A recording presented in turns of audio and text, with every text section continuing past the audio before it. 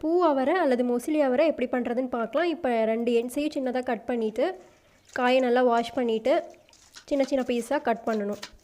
காய் வணங்கிறதுக்கு 10 சின்ன வெங்காயம், 4 மிளகாய், 2 கொத்து கருவேப்பிலை.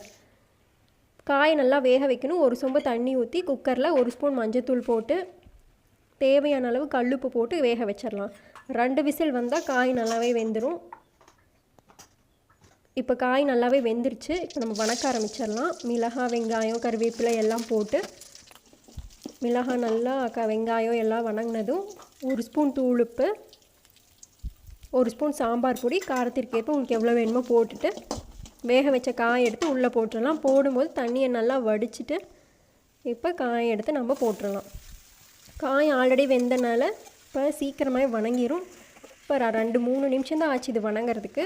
இப்போ ஒரு அரை மூடி தேங்காய் திருவனை அதை எடுத்து உள்ளே போட்டுட்டா பொரியல் ரெடி.